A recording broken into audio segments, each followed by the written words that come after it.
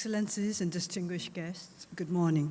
It gives me great pleasure to welcome you to the 2019 Invest Myanmar Summit and to see so many investors and business people representing a wide range of industries, sectors, interest groups, and organizations here with us today.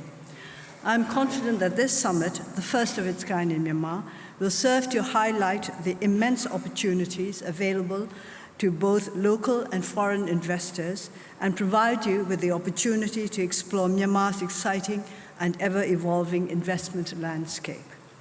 I'm happy to note that throughout our two-day event, union and state and regional governments, together with our private sector partners, will be provided with an invaluable opportunity to showcase their respective investment proposals.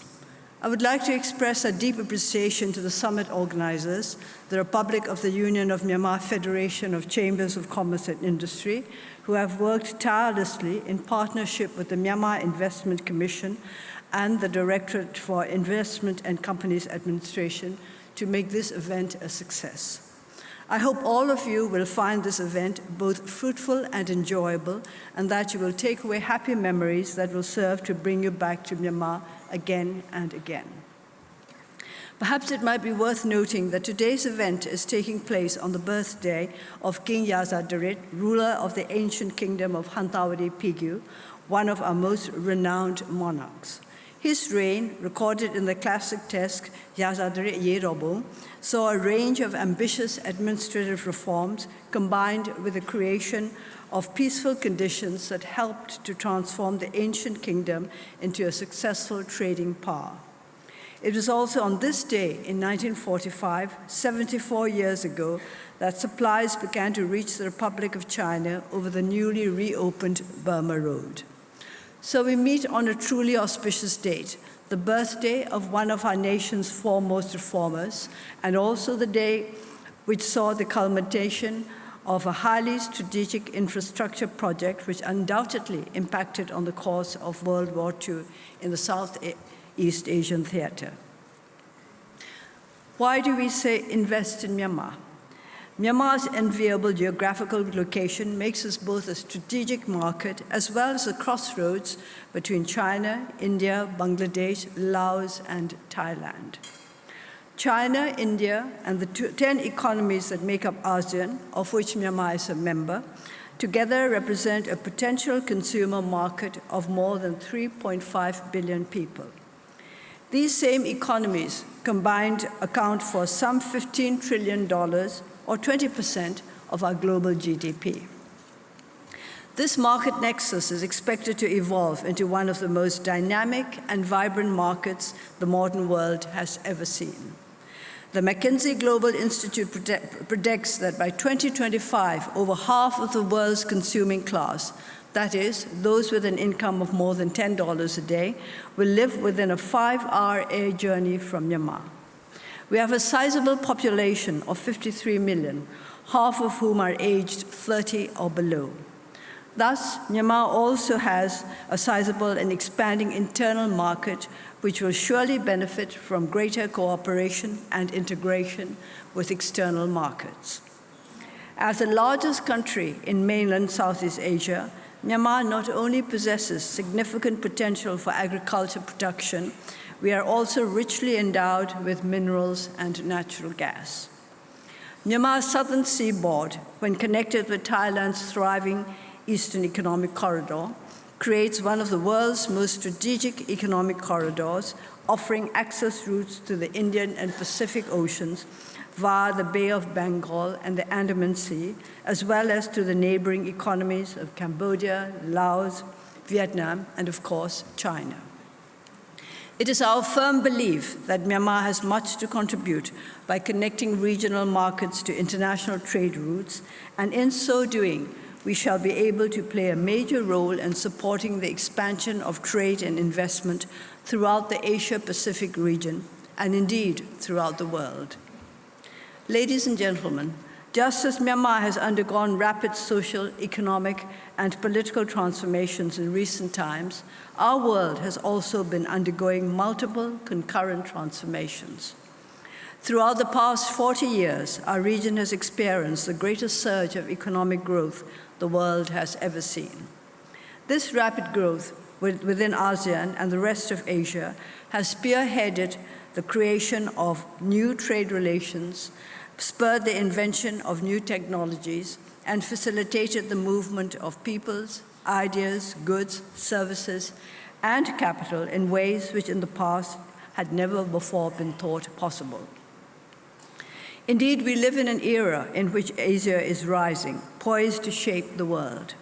Consequently, economic integration, coupled with innovation, free trade, growing people-to-people connections, and regional connectivity, presents Myanmar and our investors with vast opportunities. With our advantageous geographical location, relatively low labor costs, and the enormous potential of our people, it is the best of times for grasping the opportunities that will arise as the global economic pendulum swings from west to east. However, there are also challenges that must be overcome.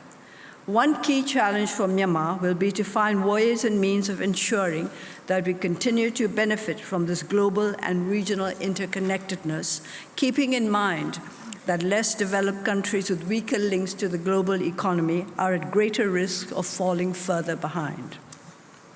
We therefore recognize the urgent need for the public sector and the private sector, the primary engine of economic growth and job creation in Myanmar, and a main driving force in favor of inclusive and sustainable development, to work closer together as we seek market-based solutions to many, but not all, of course, of our development challenges.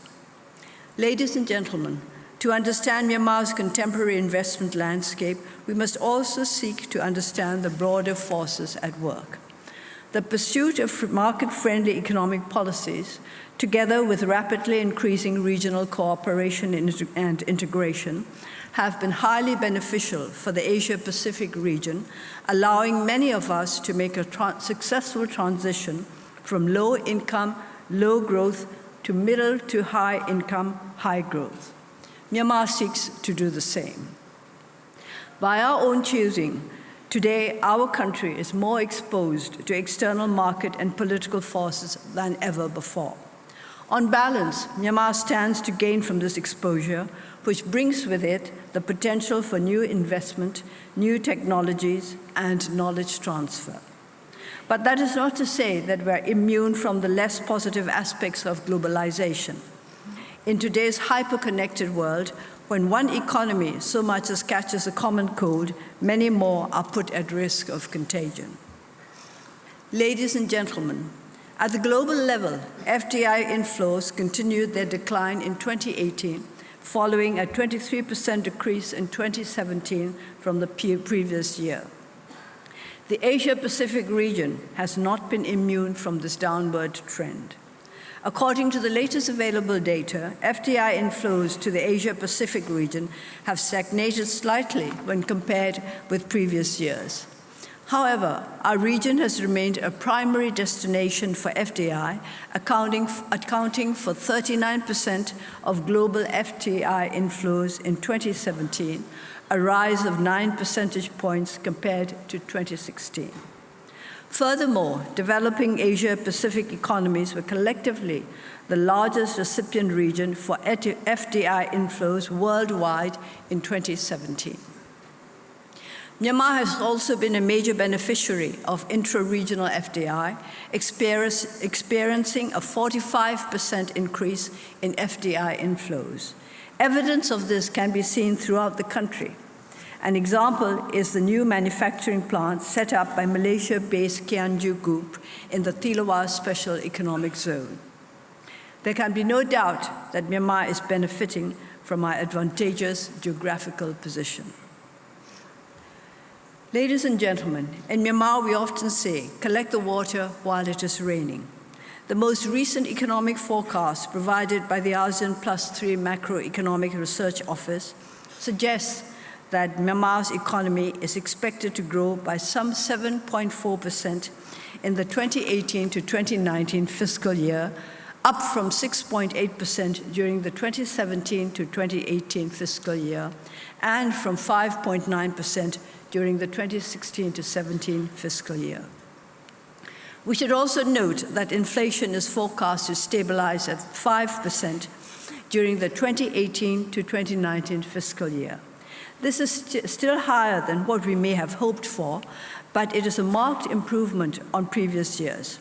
At its peak in 2015, inflation stood at 9.99%. With these positive forces converging, both regionally and in Myanmar, now is a time for us to be bold and ambitious we shall be. Ladies and gentlemen, as a member of the global community of nations, the government of Myanmar has confirmed our commitment to the realization of the Sustainable Development Goals. To this end, we have developed a comprehensive social, economic, and environmental policy reform agenda, the Myanmar Sustainable Development Plan, or MSDP, which provides a unifying and coherent roadmap for all future reforms. Structured around 3 pillars, 5 goals, 28 strategies, and 251 action plans, the MSDP can be seen as an expression of our national development vision. The MSDP is founded on a long-term vision, a vision of a peaceful, prosperous, and democratic country. The MSDP also provides a detailed strategic planning matrix which will assist in the prioritization, sequencing, and implementation of strategic development and investment initiatives across all sectors and across all states and regions. The first goal focuses on peace and national reconciliation, with a focus on the achievement of political stability, while the second goal emphasizes macroeconomic management, with a focus on the achievement and maintenance of economic stability, without which broader multi-sectoral development cannot begin to materialize.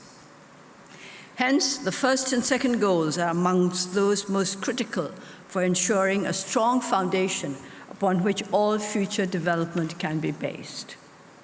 The third goal relates to job creation and private sector growth, while the fourth relates to human capacity and social development, including the expansion of access to quality education and health care.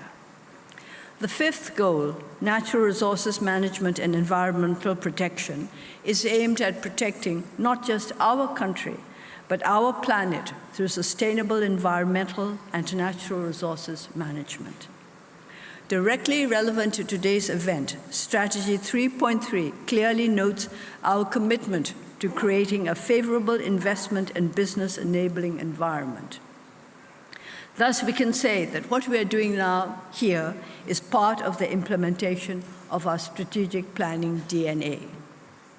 Ladies and gentlemen, since this government came into office, Myanmar has been actively pursuing a range of FDI liberalization measures. In recent years, we have undertaken a number of reforms, some major and obvious, some more subtle, but in their own way equally significant. All are primarily focused on updating the regulatory and legal environment aimed at developing a market-based economy which targets inclusive economic growth. Necessary structural reforms have also been made to boost Myanmar's development through greater integration with the global economy. These reforms have had a profound impact on Myanmar, fundamentally enhancing our investment environment. One of the first major reforms was the introduction of the Myanmar Investment Law in 2016. The Myanmar Investment Law offers investors a more transparent, more liberal, and more protected investment environment, bringing our investment enabling environment further in line with international and regional agreements. Then, in December 2017, we launched the new Myanmar Companies Act, which came into effect in August 2018. Under the old 1914 Myanmar Companies Act, a locally incorporated entity with any foreign shareholding was considered a foreign company in Myanmar. With new legislation in place, foreign investors are now permitted to hold up to 35% of shares in a domestic company without the company losing its categorization as a local company. Changing this legal definition will allow foreign investors to undertake business activities that were previously restricted to companies fully owned by Myanmar citizens. The new companies law has also been designed to offer greater protection for minority investors, whom we expect will contribute to a considerable improvement in Myanmar's ranking in the Ease of Doing Business Index. Major reform efforts have been complemented by the recent launch of MICO, an electronic registration system through which companies can now be incorporated online, thus eliminating the need to physically wend your way to the registrar's office. We are already seeing some results of this. During the 5-month period following MICO's launch, that is to say from 1st August to 31st December 2018, some 8,400 new companies were registered online.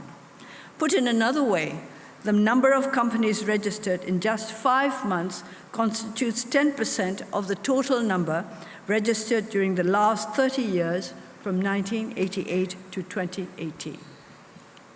This is a type of progress we are determined to replicate and expand.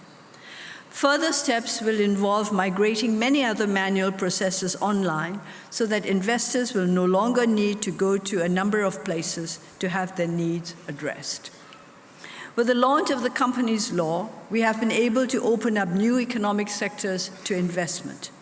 For example, in 2018, this administration successfully opened Myanmar to wholly foreign-owned firms operating in the wholesale and retail sectors, a move which has attracted solid investor interest from Europe, Japan, South Korea, and beyond.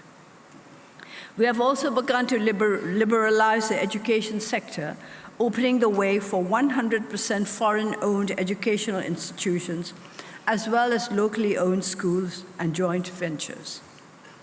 As noted earlier, we have made tremendous progress with regard to the development of special economic zones. I'm very pleased to report that the Thilawa SEZ has become a crowning success in a very short period of time, receiving a total investment of over $1.491 billion US. This reflects the dollar value of those investments actually entering the economy.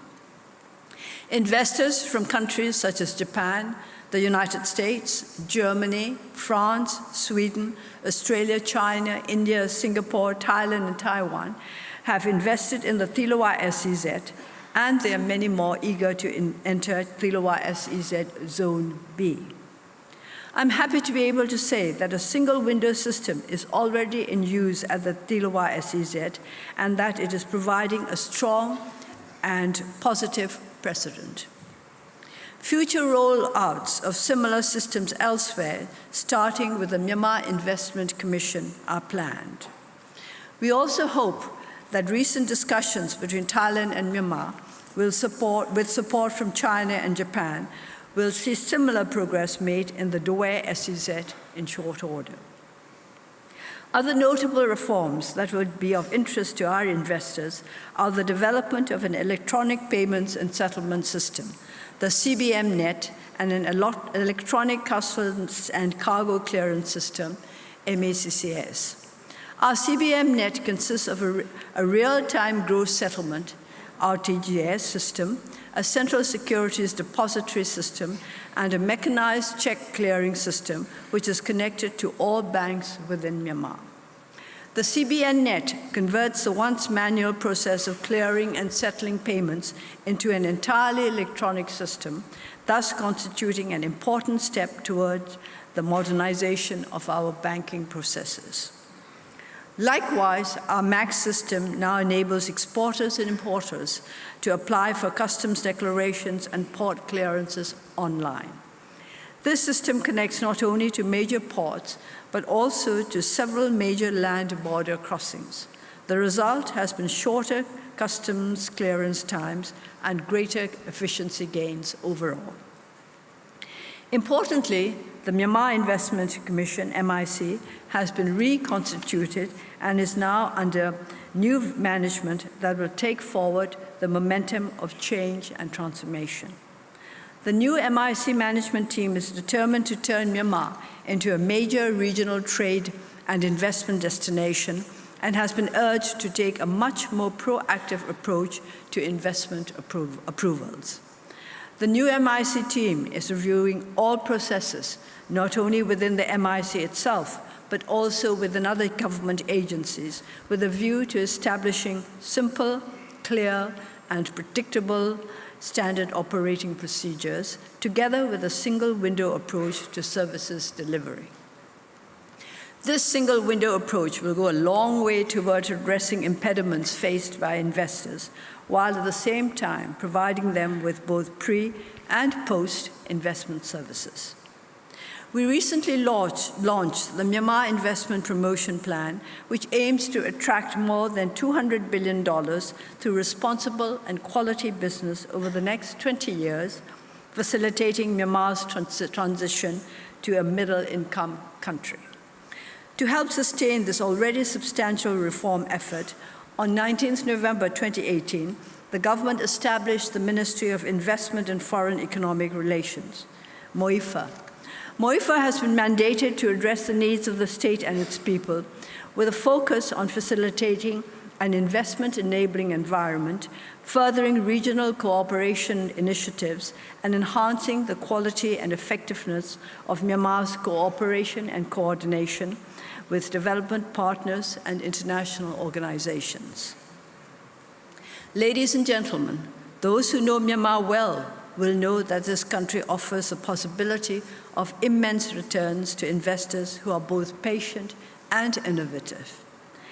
To assist investors in the process of identifying investment priorities in a more strategic, transparent, and open manner, the Ministry of Planning and Finance and the Ministry of Investment and Foreign Economic Relations have developed a project bank, a rolling database consisting of major transformative projects that have been screened, appraised, and prioritized such that they are ready for implementation with the most appropriate source of financing, be it government budget, development assistance, or even through private sector financing by way of private-public partnership mechanisms. Our project bank is envisioned as an online one-stop shop where all information on projects designed to implement the Myanmar Sustainable Development Plan can be easily accessed with a single click. In preparing these projects, the government is prioritizing appropriately balanced risk allocation between the government and the private sector, as well as the use of blended financing mechanisms to ensure the success of PPPs that are included within the project bank. Ladies and gentlemen, I hope that it is now obvious that Myanmar is committed to creating not only a favorable, but also a predictable, facilitative, and friendly investment environment. The World Bank acknowledged the positive change in Myanmar's investment climate brought about these and by other reforms back in 2017, when we were granted the 2017 Star Reformer Award. But we cannot and will not rest on our laurels. The Star Reformers Award was made on the basis of efforts made by the government to usher in transformational investment policy and promotion reforms, representing a significant shift in the development path of the country, improving the ease of doing business, and maximizing the potential benefits of foreign direct investment and its spillover effects in the domestic economy. We will continue to strive to improve the investment climate.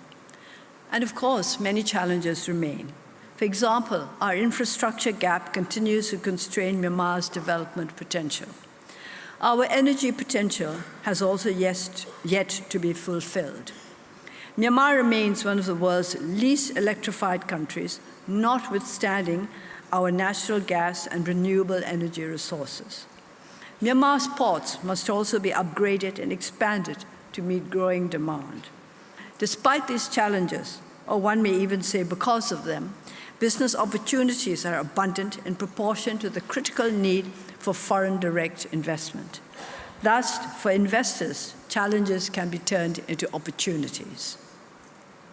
Distinguished guests, ladies and gentlemen, it is said that what is comfortable is rarely profitable. This is certainly the case when it comes to investment in frontier markets. As Southeast Asia's final frontier market, final and best, we hope, we offer innumerable investment opportunities. Investment opportunities are everywhere in Myanmar. Some are plain to see, others are waiting to be found. I stand here to reaffirm our commitment to continue our reforms and to build an investment-friendly environment. We only ask our investors to ensure that their investments are responsible by incorporating environmental, social, and governance factors into their investment and business undertakings. So please do come to Myanmar, soak in an atmosphere brimming with opportunities, and witness our newfound economic vibrancy with your own eyes. This has been a long speech, and I hope it has covered all the salient points of our investment policies and the steps that we have been taking to implement them. Before concluding, I would like to say that our greatest investment is in our people. Everywhere I go, I see our children, bright and innovative, and they are the insurance of our future. And they are also the insurance for the future of investment in this country. So please invest in our people, in our potential. I wish all of you the very, very best as we go forward in our business-to-business engagements and also in our people-to-people relationships. We value the deep, genuine, and mutually beneficial friendships that can bring peoples and businesses together for the benefit of all. I wish you and this summit every success. Thank you.